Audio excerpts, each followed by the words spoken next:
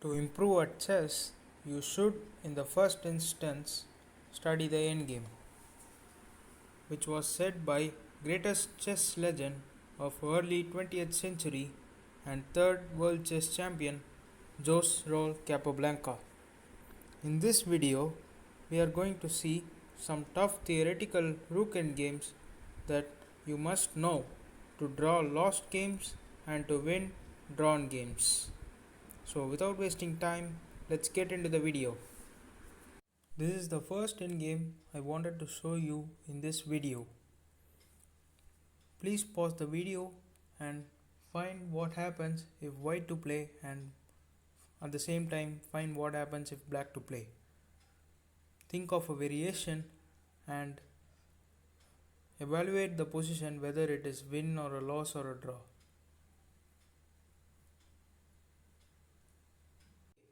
So now I think you would have thought of a variation and evaluation for both white to play and black to play. So let's see the answer. If white to play, then white can easily win by playing king e6. Now there is a forced checkmate on rook h8.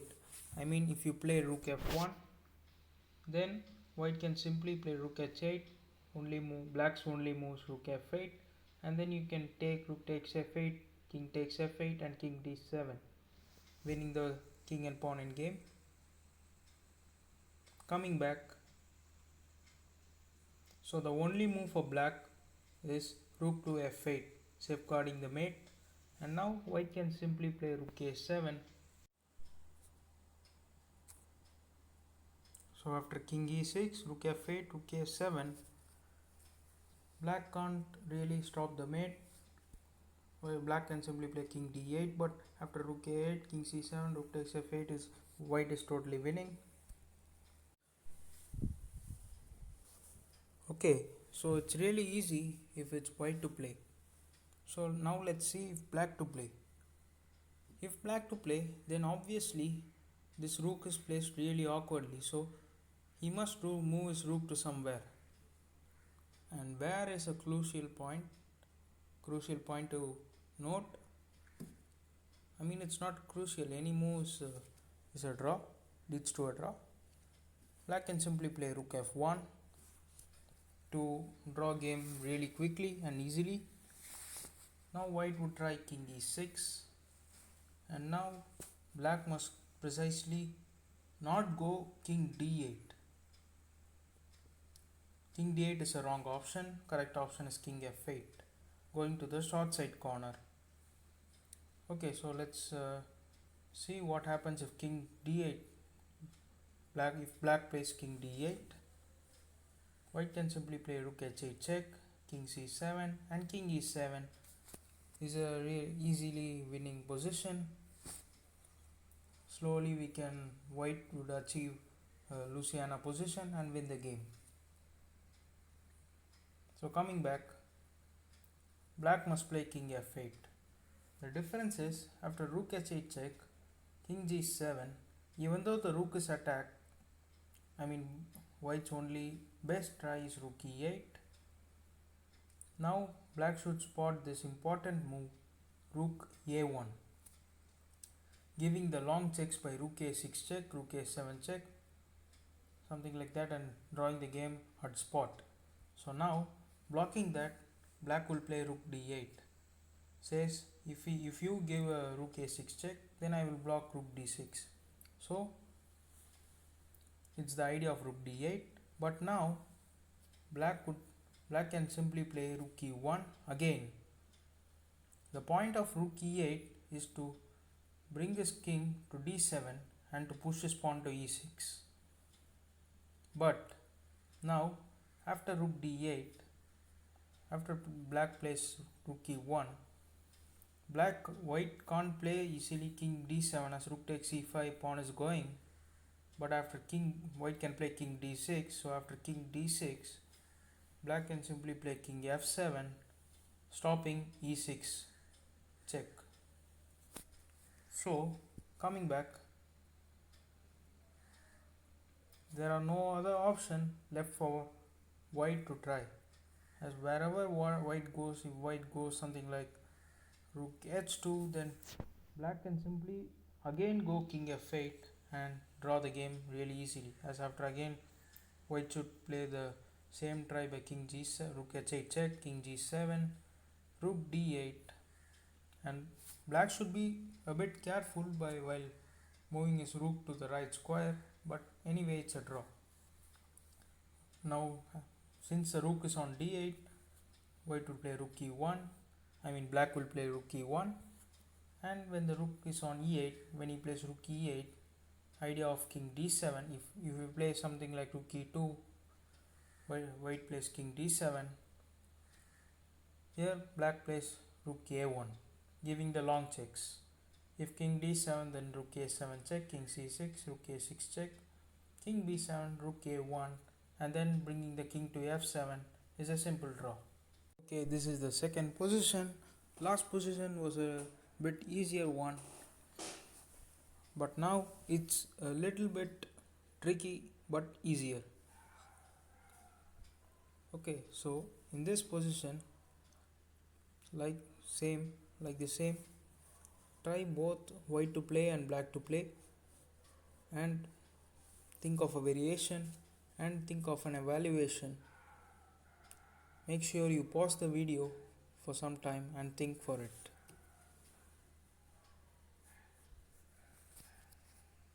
Okay, so if it's black to play, then black should play rook a8. Best move for black is rook a8, not allowing white's king to enter the 8th rank in order to secure a Louisiana position or some kind of winning position by promoting white's e-pawn. So okay, after rook a8, it's a draw, actually really easier draw, as white would try for rook d8, but after rook a7 check, white really can't play king e8, as after king f6 white would lose his e6 pawn, and after king d6 black can simply check white's king by rook a6 check, king d7, rook a7 check, and yeah, it's a draw. After king e8, king f6 is a draw. So okay, let's see what white's move in the second position. Okay, so even if this position is white's move, it's a draw. I'll tell you why.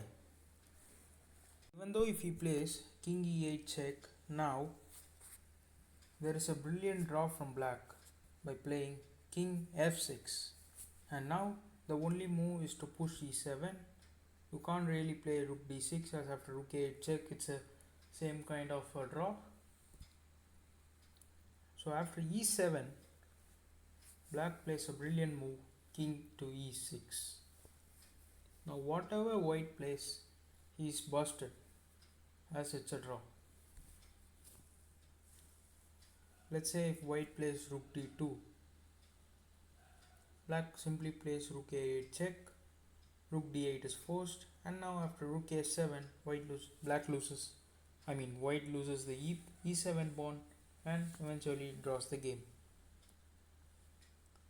Whatever, if white plays rook d8, then the same rook a7 comes, and the only try to fool black is king f8, but black simply plays rook f1 check. Now the first move is king e8, as if he goes king g8, then he will automatically lose.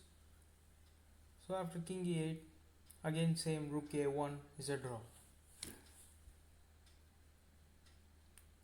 So the beauty of this endgame is whoever plays, it is a draw, but black must spot that move king e6. After king e8, king f6, e7, king e6. Other move loses after rook a8, rook d8, rook a7, king, something like rook d6 check. This move loses, rook a8 check loses. King e6 is a normal move, everyone would spot, and so both moves, white to play and black to play, both ends in a draw. Okay, this is the third position. A really small change as white's rook is on d6 now. Really small change. So at the same time, try to think both white to play and black to play by pausing the video. Think of a variation and an evaluation for both sides.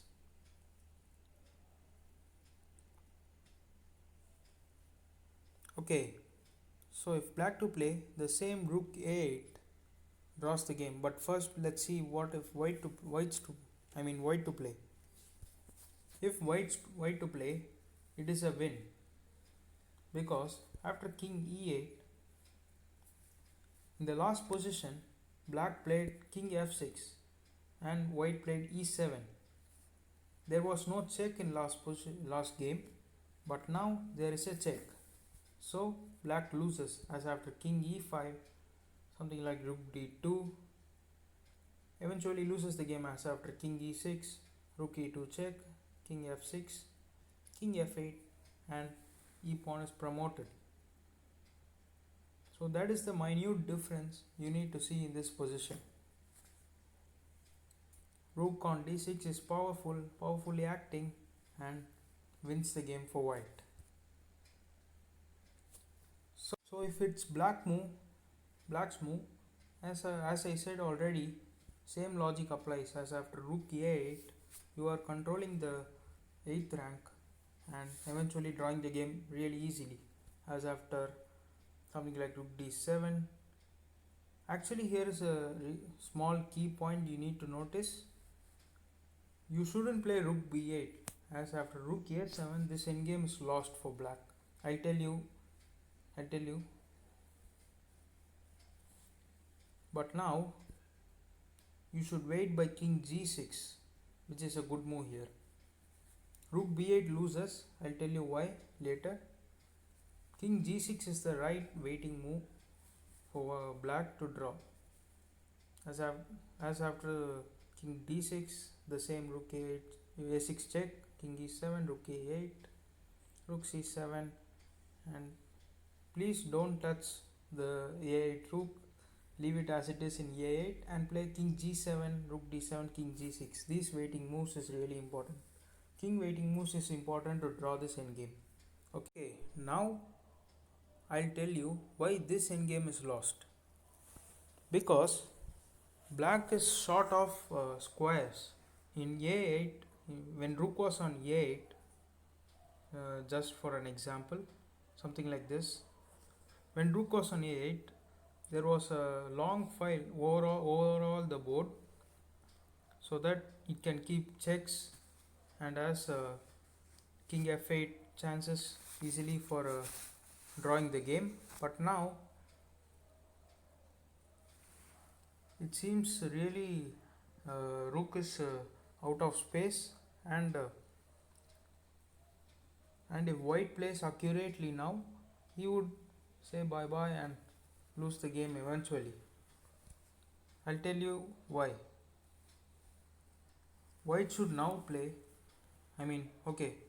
First I want viewers to pause the video and think for white to play, and think of a variation and an evaluation of what happens. Evaluation, as I said, I told that it is a win.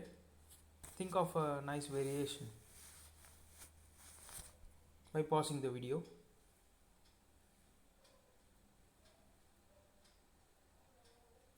Okay, I think you would have thought of some good variations. Let's see. White's precise move is king to d6 check. And now, if black plays something like king f6, then rook f7 check, king g6, rook f1 wins by Louisiana position. After king d6 check, black will play king g6. Black is playing his best try, and now this method is really important. You will realize why after all the calculations. King d7, good move. You can't understand why? king g7, king e7.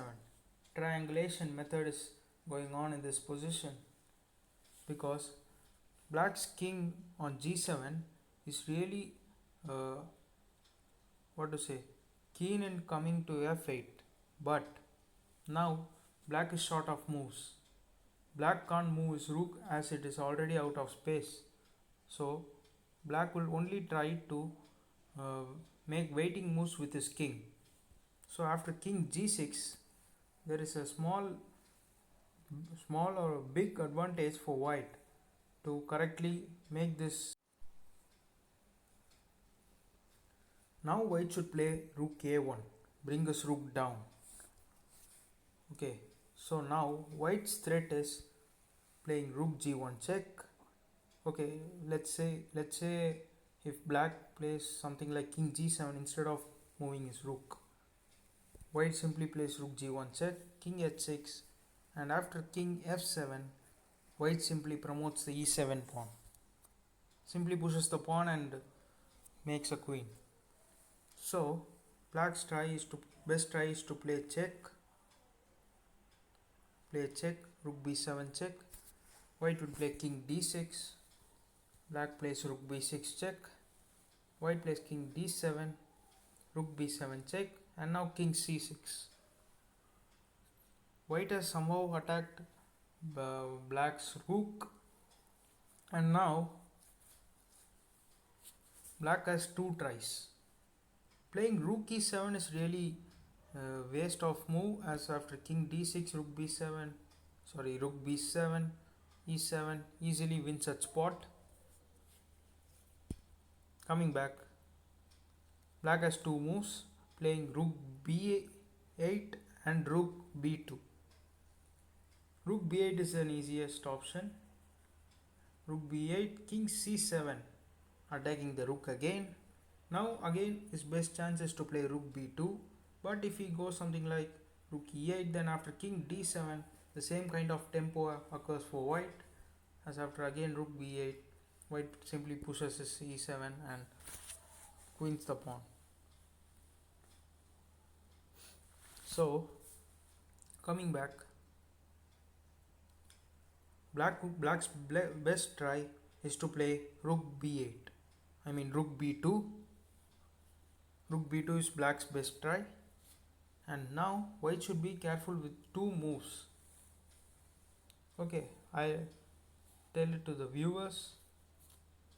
Viewers, please pause the video and tell me what's the correct move between rook e1, and rook f1. Please tell me what's the correct and what's the wrong move with a variation. Think on your behalf. Tell me whether rook e1 or rook f1. Think which is correct variation.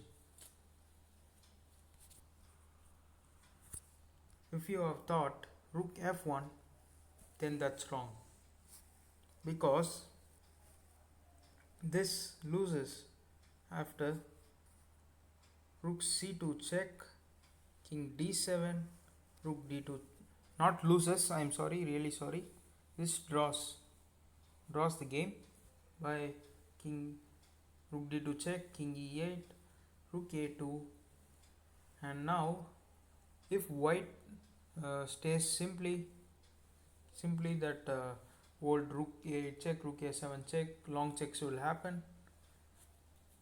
White would push e7, but now it doesn't matter after rook a8 check, king d7, rook a7 check, king d6. Whatever trick white applies, just check, draws the game. At any cost, black shouldn't play rook a8, as after rook f8 you would lose easily. So after giving checks like this, simply draws the game. White can't try anything, as if white leaves the e file, then after rook e4 it's a draw by picking up the e7 pawn. So coming back,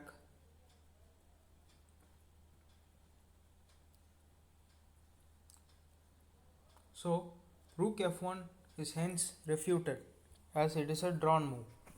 So the correct move is rook e1. The point is king can't capture, I mean go to f8 and stop e7 e6 pawn. Only rook has to do something, as rook plays rook c2 check, black plays rook c2 check, and now white can apply the same, king d7, rook d2 check, king e8, and black is playing his only try, rook a8, I mean rook a2. White simply pushes e7, and now there is a support for the e7 pawn. In the previous position, I mean previous rook f1 move, there was no support for the e7 pawn when king was coming down the order, and now there is a support. So white can easily win this. After king rook a8 check, king d7, rook a7 check, king d6, rook a6 check, king d5, rook a5 check, king c4, rook a4 check, king b3, rook a8, and e8 queens, and hence it wins.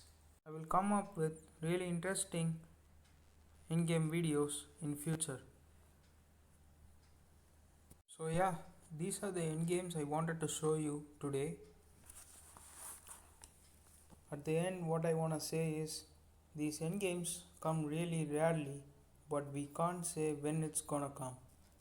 It may come in your next game, after 10 games, or after a year.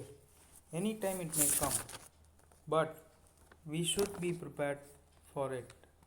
So I hope you enjoyed and learned something from this video. Please don't forget to like, share and subscribe to my channel for more exciting contents related to chess. Thanks for watching.